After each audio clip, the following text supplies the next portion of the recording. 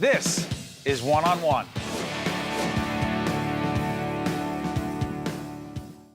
Recently, my colleague Joanna Gagis went on location to Camden, New Jersey to see how one healthcare system is helping residents in New Jersey's poorest city overcome obstacles to accessing quality health care.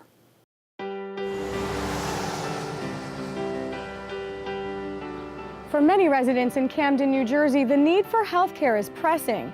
But the challenges of daily life often take precedence over the much-needed medical services.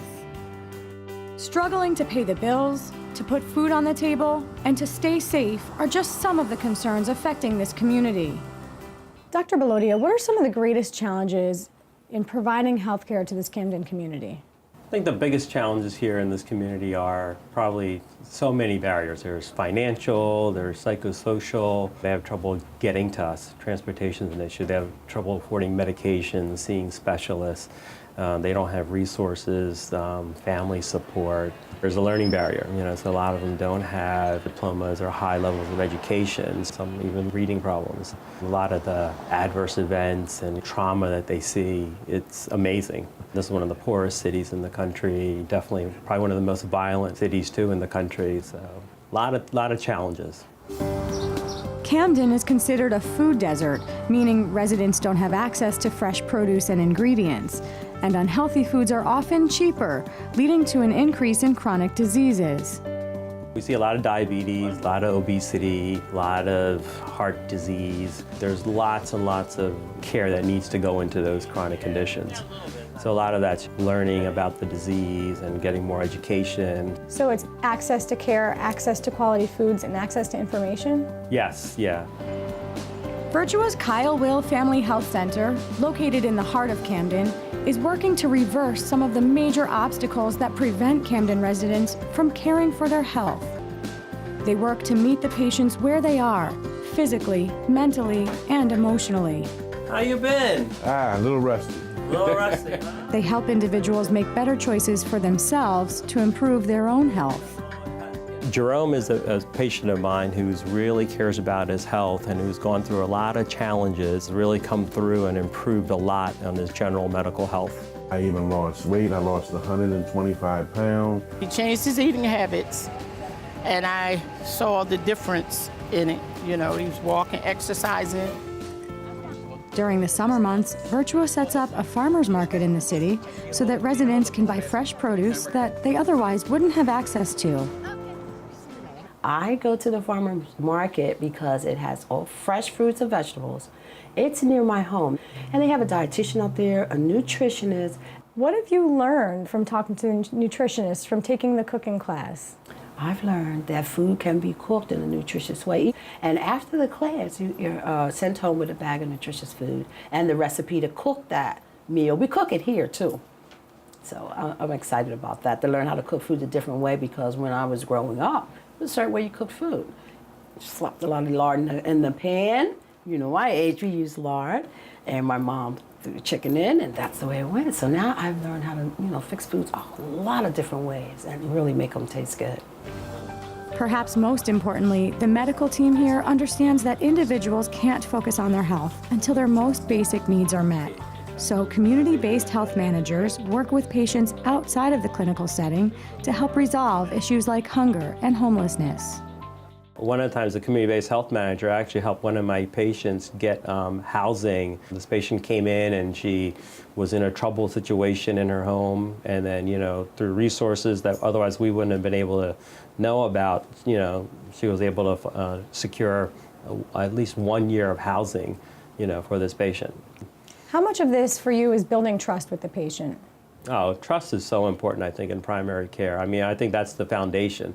It really doesn't go anywhere unless you have their trust, because it's besides meeting their healthcare needs, they have a lot of other issues going on, and we have to understand those issues and build a trust that we understand what's important to them. So the more we get that level of understanding going, everything gets better. Behavioral health is another important area that the center has focused on, specifically for the children in Camden. I'm here with Amy Quick, who's the director of the CASTLE program here at Virtua. Amy, what is the CASTLE program? Describe it. The CASTLE program is a behavioral health program. We service children from 3 up to 15 years of age, and our job is to provide good quality therapy for children who have behavioral and emotional problems, who are struggling mostly in school and sometimes at home. What are some of the challenges that they're dealing with at home that impact the behaviors you see in the classroom? It's not just the home, but it's the environment. It's their community. I think when we talk about children who are living in the city of Camden, they are faced with different challenges than children in other areas. So there are stressors in the home, which everybody faces. Parents who may be getting divorced or loss of family members. But here in Camden, they're also dealing with violence in their community. So there is a higher level of anxiety here, depression, PTSD. So we are working very hard to be sensitive to their specific needs.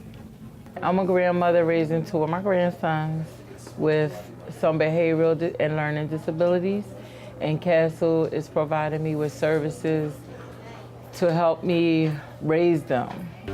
CASTLE, which stands for Children Achieving Success Through Therapeutic Life Experiences, provides therapy and counseling services in a classroom setting, but with more one-on-one support than the kids would receive in a regular classroom.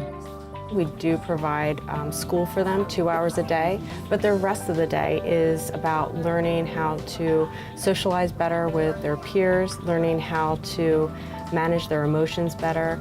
We have a lot of children who are dealing with anger management, difficulty expressing themselves, so they're learning a lot when they come here. In order for the CASTLE program to work, parents and guardians must be involved in the children's therapy. Our job is to also help reconnect relationships between mothers and their children when they've been disconnected for so long because of all the turmoils at school or the frustrations the parents are feeling. And here we have a moment to educate the parents about what their child is going through and about what they need and how they can support their child. By me being knowledgeable of the situation and of their disabilities is helping me to be sensitive to their needs and helping me not to be so overwhelmed and, stressed, and to be able just to function more effectively. One of the things that we're proud about is that we are a very consistent, safe environment for them. And when they come here, you actually see them wanting to come here.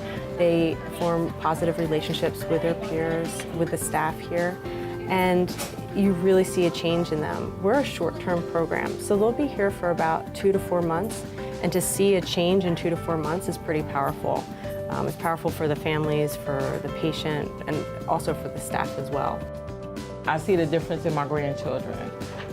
Whereas they were out of control, and now they are learning coping skills, they're learning how to be independent.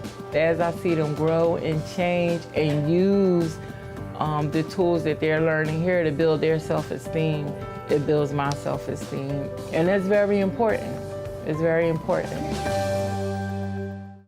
One-on-One with Steve Adubato has been a production of the Caucus Educational Corporation, celebrating over 25 years of broadcast excellence. Funding for this edition of One-on-One with Steve Adubato has been provided by Gary's Wine and Marketplace, Wells Fargo, Qualcare Inc., NJIT, New Jersey Sharing Network, the law firm of Gibbons PC, and by Verizon. Transportation provided by Airbrook Limousine, serving the metropolitan New York, New Jersey area.